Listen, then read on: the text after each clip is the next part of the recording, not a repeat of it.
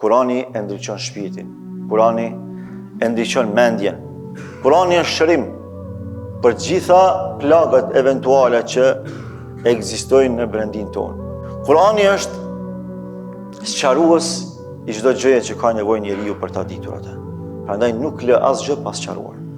Kurani është udhëzues e sa ka nevojë njeriu për udhëzim.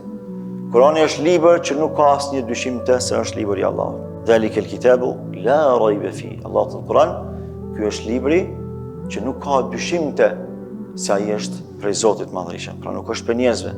Hudan lil muttaqin, udhëzues për të devotshmët. Kurani është ai që njeriut ja hap gjitha horizontet e njohurive, të diturive, të nevojshme si për jetën e kësaj bote, po ashtu edhe për njohuri absolute që i përkasin botës së përtejme.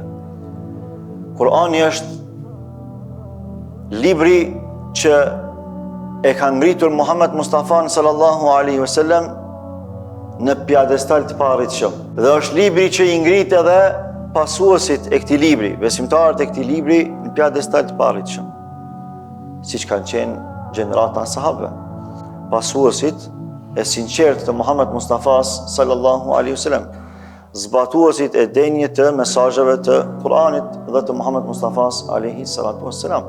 Gjithë u kanë pas lakmi sahabëve për ndryshimin dhe ngritjen që i kanë përjetuar në jetë. Kush i ngriti ata? Libri i Allahut, Kurani. Kurani është libri që thret në arsimim, në edukim. Sa më shumë që lidhemi me librin e Allahut, aq më tepër do të arsimohemi dhe do të edukohemi.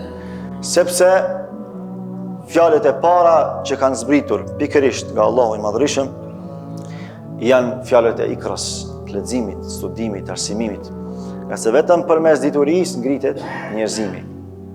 Kurani na ka treguar se aq e rëndësishme është që të dimë, të lexojmë, të studiojmë, saqë edhe Zoti nuk mund ta njohim pa dituri.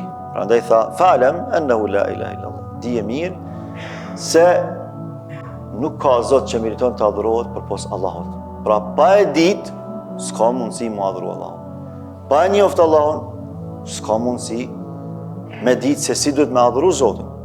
E Allahut i përket që neve me na informu edhe për vetveten e tij hyjnore, edhe për çdo gjë që ka nevojë njeriu për ta ditur në mënyrë që ti përmbushen të gjitha kërkesat e tij në jetën e kësaj bote, për të gëzuar pastaj për shpërblimeve të botës tjetër. Kurani është libri që e fuqizon besimtarin, ja këndell mendjen, ja qetëson shpirtin, çfarëdo që të kemi për problemeve jetësore. Kur e dëgjojmë Kur'anin me përkushtim, kur i meditojmë ajetet e Kur'anit, na flladitet zemra, na flladitet shpirti. Inna hadha al-Qur'ana yahdi lillati hiya aqwam. Ky Kur'an, thot Allahu, udhëzon në atë që është më e mira, më e fuqishmja.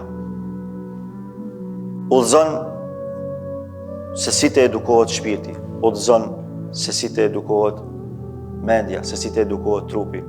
Udhëzon se si të respektohet Zoti, udhëzon se si të respektohet pejgamberi i Zotit, udhëzon se si të respektohen prindrit, se si të respektohet familja, fëmijët dhe shoqëria në përgjithësi.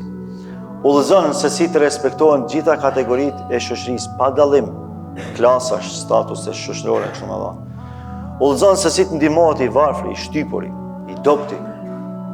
Udhëzon se si të ballafaqohemi me armikun. Udhëzon se si duhet të kaplohen zemrat tona me mëshirë ndaj gjithëve, në veçanti ndaj besimtarëve. Udhëzon se si duhet zgjidhen problemet jetësore, sa do të mëdha që të jenë, zgjidhja ekziston. Zgjidhja është pikërisht në Kur'an. Udhëzon se si duhet bashkohemi, se si duhet solidarizohemi, se si duhet bashkëpunojmë mes vete në mirësi dhe në devotshmëri. Udhëzon në meritokraci, udhëzon në drejtësi. Prandaj për aq sa njerëzit sunduan me Kur'an, u çronjosën të gjitha këto anomali shoqërore, prej padrejtësisë, prej jo meritokracisë, prej zullumit, prej mëkateve të mëdha dhe prej dukurive shkatruese të përhapura në atë kohë. Andaj lutim Allahun e Madhërisht të na bëjë për besimtarëve të cilët këtë Ramazan e shfrytëzojnë që të lidhen fuqishëm me librin e Allahut.